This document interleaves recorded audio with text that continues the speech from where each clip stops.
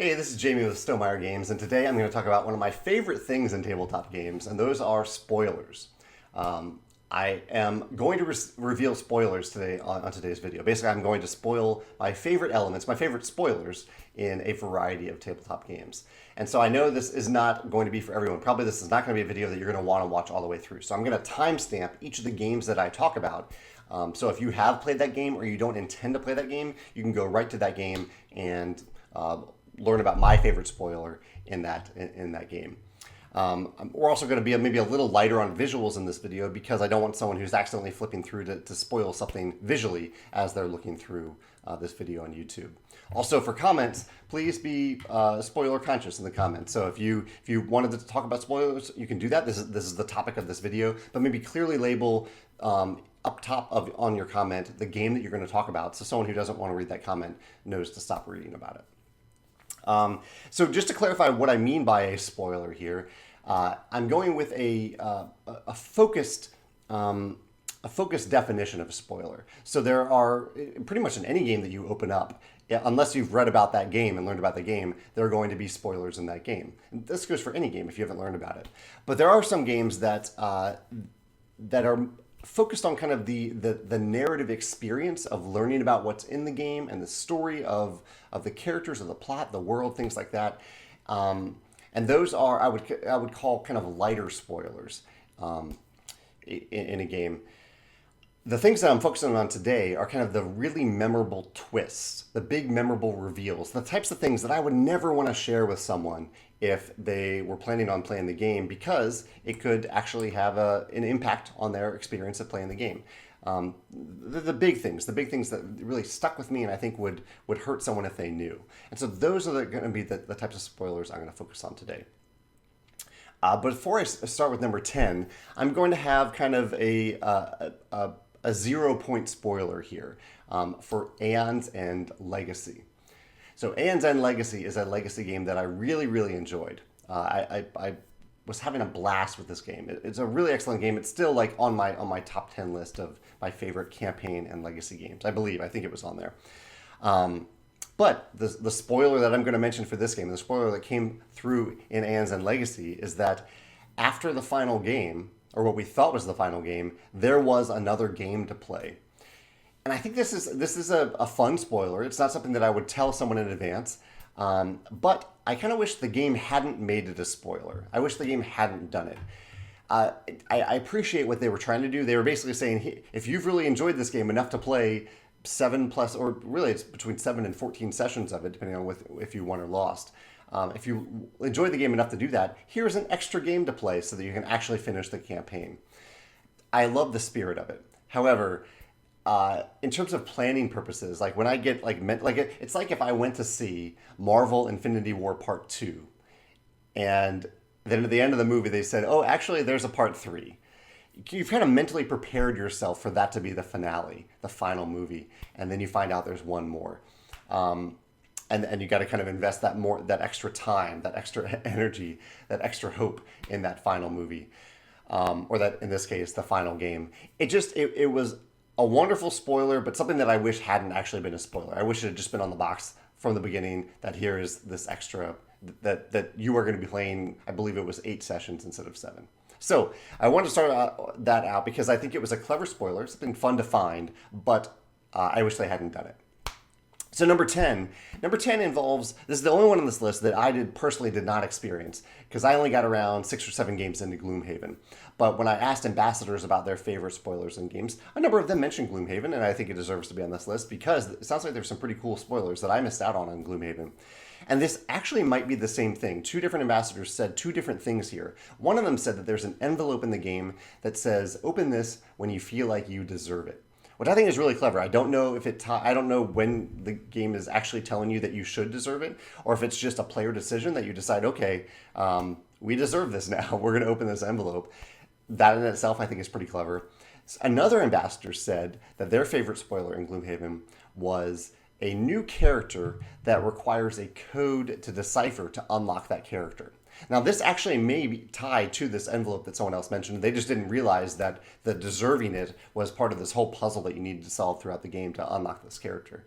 But I think that's a pretty cool idea, that there's a hidden a hidden code throughout Gloomhaven that you can decipher. And once you decipher it, you get to actually unlock a new character that's kind of been sitting there the whole time in the box. But because Gloomhaven has you unlock characters at different times, it's not a surprise that there is a character, but the surprise is when you actually get to unlock that character.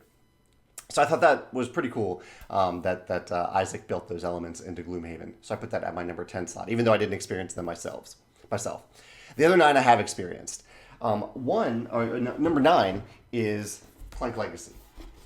Like I said, I'm not going to show what the spoiler is, and I actually struggled a little bit. As much as I love Clank Legacy, I struggled a little bit as to the type of spoiler that would fit on this list, because there's lots of like little things that happen in Clank Legacy, little storybook passages you reveal, little stickers that you change, cards that you change, things that I probably wouldn't want to mention to someone in advance, but also things that wouldn't spoil anyone's experience if I did say them. But I wanted to give it kind of a mention here because just all the different things that you reveal and build on the board itself, I just thought was awesome in Clank Legacy. I mean, you start off with kind of half of a map on two sides of the board, and by the end of the campaign, you filled in the other half with all sorts of passages and stickers and locations and surprises and changes. And it's not a big reveal. I mean, it's a slow reveal over the course of the campaign. None of them are massive reveals. But it's the type of thing that I wouldn't want to spoil for someone, because I think part of the discovery of Clank Legacy is discovering what all those different locations are that you're adding to the board. So I wanted to mention on this list, Clank Legacy, the map exploration, the map additions that you make on the board, both sides of the board in Clank Legacy.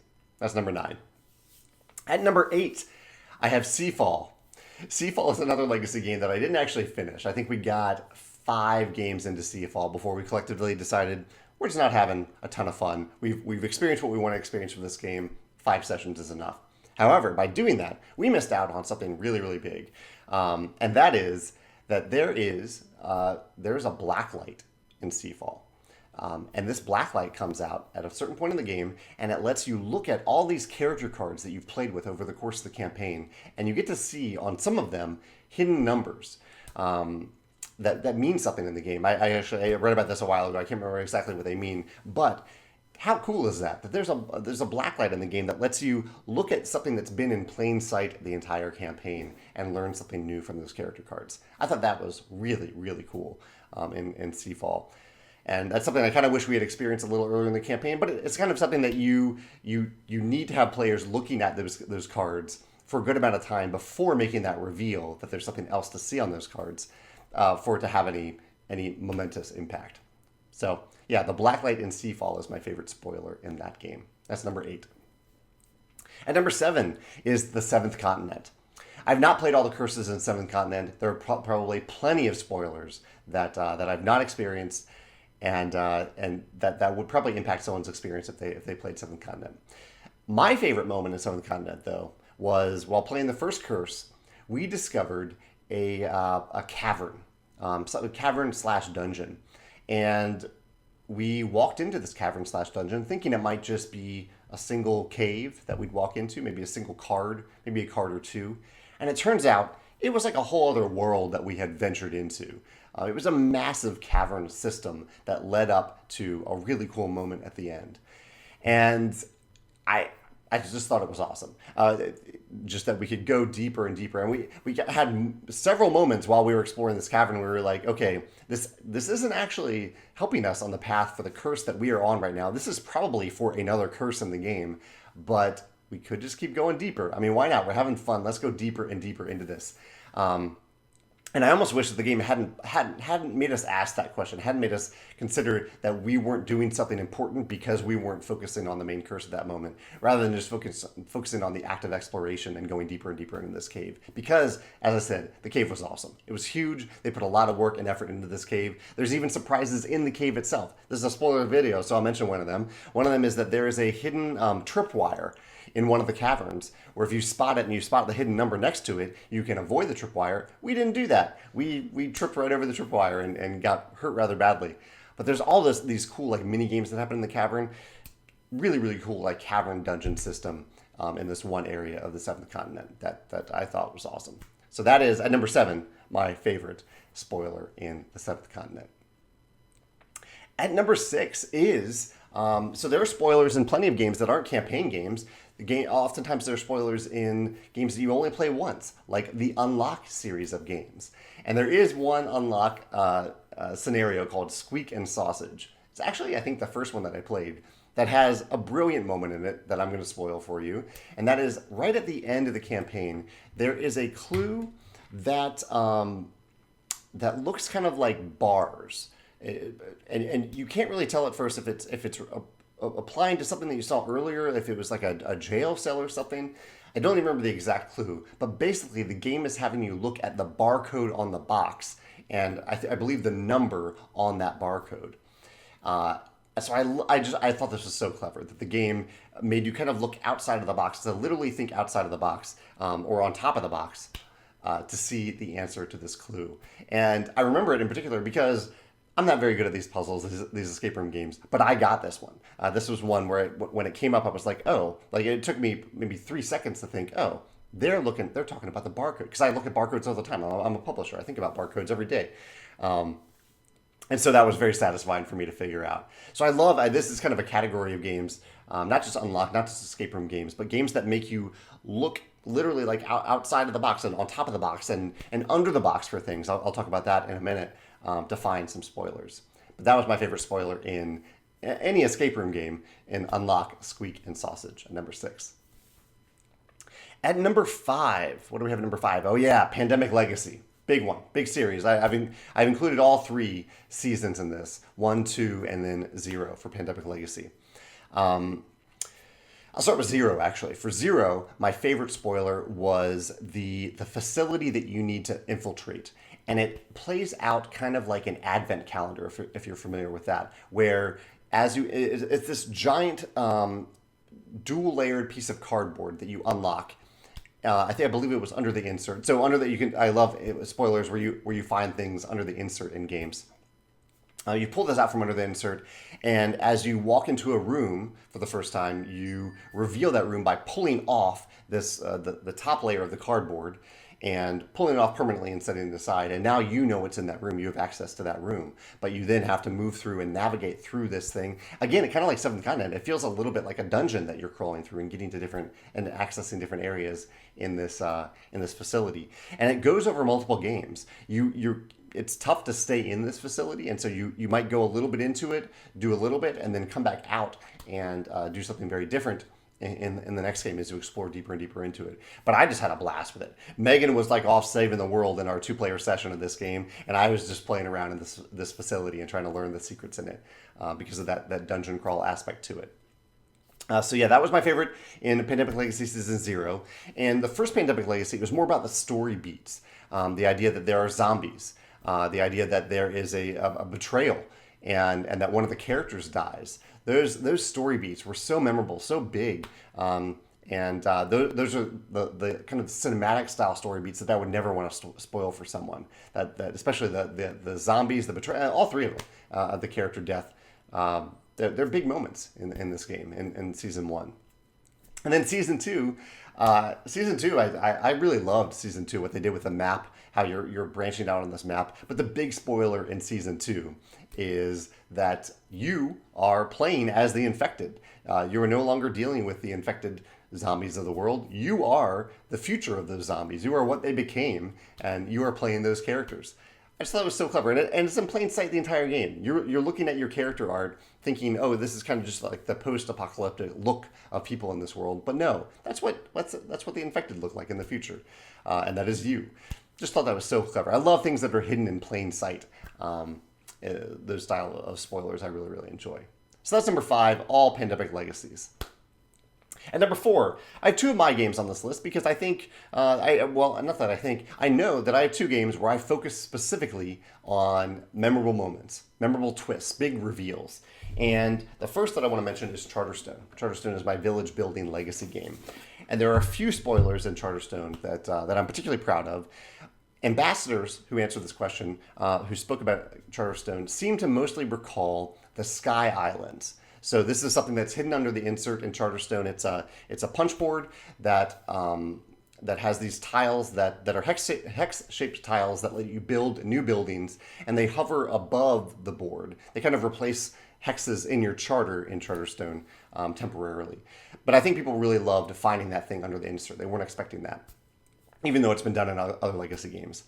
But my favorite, I have two favorite reveals in Charterstone, and even more really. There's a lot of stuff that I really am happy with in this game. But my two favorite ones are, one, there's a game where there's a candle that you light at the beginning of the game, and when that candle goes out, the game ends. That game session ends. This is a real candle that you are lighting with a real flame in the game, and it determines the length of that scenario. So you're almost playing as fast as you can in that session to make sure that candle doesn't go out. And some people have even just blown the candle out, which is a perfectly legal play to do in this session of the game.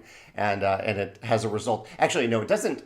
I'm sorry, I want to restate that. It doesn't end the game, but it has an impact on what happens at the end of the game. You're supposed to, thematically, you are told to keep the candle lit. And if the candle goes out, you can see the consequences at the end of the game. But it doesn't necessarily, it does speed up the game because players do play faster, but it doesn't determine the length of the game. I need to clarify that. My other favorite reveal is you were kind of told in Charterstone that you are special, that you are going out to make a special village, to make the new capital of Green Gully, and that you are important, and you're the only one. And there's a certain session in the campaign where you are told to to go to your computer and type in your score on a special web app. And when you do that, you are shown a map of all of Green Gully, and you get to see all these other villages that are real villages that other people have inputted at that moment in the game in Charterstone, in Green Gully. They've inputted their scores and their village names into this giant map, and you can really go. This is a real map that you can go to in the game, or not in the game, but on the web app, and you can look at the names of all these other villages and what their score was in that game, the number of players, and you can just see that you are a part of a much bigger world in Green Gully than what you were originally told, and that at the same time that you aren't all that special, that you are trying to make the capital, but there are a lot of other people out there also trying to make the capital of Green Gully as well, the new eternal city. That, I think, is my favorite moment in Green Gully, in Charterstone, that I'm really happy with, but I do love the candle as well. So that's number 4, Charterstone. At number 3, I have the other game that we make with spoilers, with another expansion, Scythe, The Rise of Fenris. This is a campaign expansion. It's not Legacy, it's a campaign expansion, but there are some major reveals in it that tie to major components, and I wanted to highlight a few of them today. One is, I believe the first big reveal is at a certain point early on in the campaign, you are told to put a box on the middle hex, on the factory on the board, and you don't know what's in the box. All you know is that when you get to that, the first player to get to the factory has to open the box. And in that box is a giant mech, the biggest mech that's ever been shown in Scythe.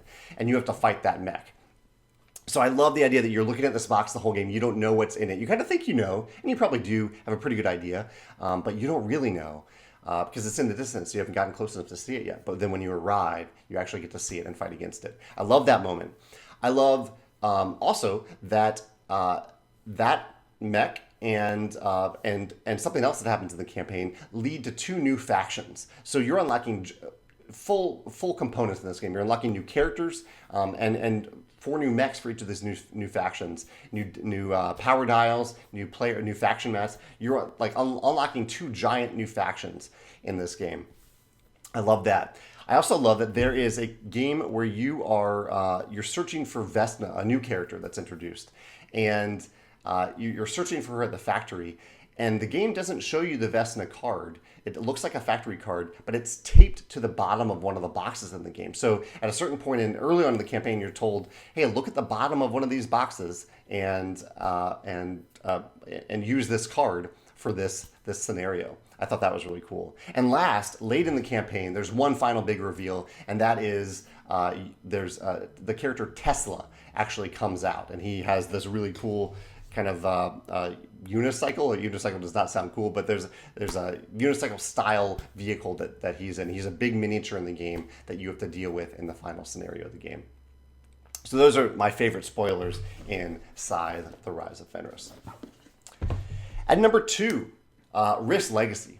This was my first Legacy game, And I had a blast playing Risk Legacy, largely due to the spoilers in the game. Kind of like the Rise of Fenris. There are, I believe, 2 new factions in the game. One is kind of this Wastelander style post-apocalyptic faction. The other are aliens, and the aliens were my favorite because not only when you reveal the aliens, as I recall, it's been a long time, but not only do you reveal this cool new faction that feels so different than the other ones, but you also get to put a new island on the map. I think the 2 of those things happen together, if I can recall.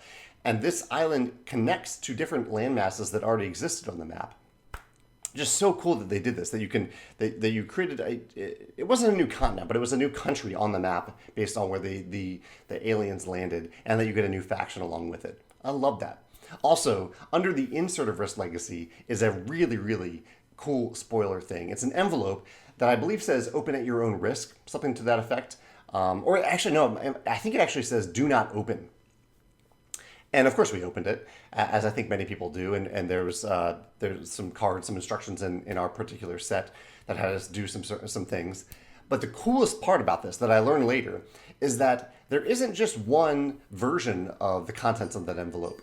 Instead, there are multiple versions of it that are available. So in your copy of Risk Legacy, you may open that envelope and have something, and you might tell another friend about it who has Risk Legacy, and they might be like, okay, that's really cool, I gotta open that envelope now. And they may have completely different contents in their envelope, which I think is brilliant that they did this. I've heard Rob Davio talk about it, and it's such a clever concept to have that spoiler, to warn players about it, but you kind of know they're gonna talk about it, and because of that, you have different contents in each of the games. Really, really cool spoiler, I think, in Risk Legacy. Finally, my number 1 game that has spoilers, things that I wouldn't want to reveal to someone, is Time Stories. I love Time Stories. I've played every scenario in the game, and I wanted to highlight a few of my favorite spoilers in it. The first one is in the very first version of Time Stories. That is Asylum, the Asylum scenario. And in, I believe, the first room that you walk into, or it is actually the first room. One of the things in Time Stories that you do is that you walk into different parts of the room, you pick up a card, and you individually look at what the art on the back of that card, and you read a passage to yourself, and you put the card back down and you discuss it with the other players. Usually, there is information on that card that's pretty important for you to share, but you kind of have to figure out what information that is. And sometimes, rarely, but sometimes, there is information on the art itself on the back of the card that other players can't see. And so if you miss something there on that art, that then other players, then that's going to impact you later on down the road. And in my first session of Time Stories, I picked up a certain card in that room that had specific art on it. I believe it was a woman painting something. And I really paid attention to that painting, just kind of on a whim. I was like, they really put some detail into this. I wonder if it means something. And I showed it with the other players at the table, and they were like, no, it's just art. Like, the clues are going to be in the text of the game. And I was like, maybe, but just in case. Let's talk about this for a minute. We talked about it. I think we wrote it down. And it ended up being incredibly important to the game, that you actually paid attention to that art. The game was kind of teaching you a lesson to pay attention to the art. And I love that. I love that spoiler in it. Also, at the end of that first session of the game, you are told, again, similar to some of these other games, to look under the insert. And there's a little punch board down there. And the contents of that punch board aren't all that important, but just the reveal there that the stories and Time Stories were going to be connected through components like that, and through things that you're going to reveal during the different scenarios of Time Stories. That was a huge reveal, because you thought that you were just playing kind of a standalone scenario, and suddenly the game was telling you, this is much bigger. There's something much bigger going on here that you need to pay attention to. That I thought was really, really cool. And it's also ended up being tied to certain cards that you unlock during different scenarios and Time Stories. In Under the Mask, one of my favorite scenarios in Time Stories, this is kind of the Egyptian-themed scenario. There were 2 things that happened that I thought were big spoilers that were so much fun to experience. One was there are 2 characters that you can obtain over the course of the campaign, kind of friends that you can obtain, that when they get to a certain point in the scenario, you find out that they are ex-lovers and they hate each other, and they get into a huge fight if you have them both together. And and they get in a huge fight, and they ruin a moment in the game for you. They make something really bad happen. I can't even remember the specifics, but it was a bad thing to happen. And I love that they did that, and they actually hint at it throughout the game that there's these bad things that could happen, regarding these two characters, and we kind of ignore them and let it happen. The other thing is there's a room late in this scenario where you have to actually hold your breath. I believe there's like water filling a room, and you have to hold your breath in real life while you were trying to solve this puzzle. I thought that was really clever. I'm sure that might make some people uncomfortable, but I thought it was a really neat way to really bring the theme into the game, into that tough moment. Last, I know there's a long video, so I want to wrap it up here in a second. But last, in the Hadal project, there is an awesome moment in the game where you basically have something that you need to go back in time to gather. So you're leaving something, you're going back in time, and you're gathering some stuff and putting them in an urn that you've already seen in the future, knowing that that if you put stuff in this urn in the past, then when you go back to the future, you can get the same urn, and that stuff that you put it in the past will be there in the future. I love this theme of time travel, and I love how they use that. Because when we originally saw that urn, we were told that it had been there for a long time. And right away when I heard that, having seen like a lot of time story movies, I was like, okay, or time travel movies, I was like, okay, if this urn is here now, if we're able to travel back to the past, we can put stuff in it and get it in the future with that stuff in it. And that's exactly what ended up happening. And it was an awesome moment, awesome spoiler thing to happen in Time Stories, the Hadal project. So yeah, those are my favorite spoilers in tabletop games. And I am very curious to hear about yours. Please, again, be careful in the comments to label what you're about to spoil, or the game that you're about to spoil, or the expansion, the scenario, whatever it may be. So it doesn't spoil it for anyone who doesn't want to read it. But I am super curious, because I'm not going to play every campaign game. There are plenty of campaign games that I can't play through every one. And there are probably some wonderful spoiler moments, some big twists, some big reveals that you might have memorable moments with. And here's a safe place to share them. And I'd love to hear about them in the comments below. Thanks.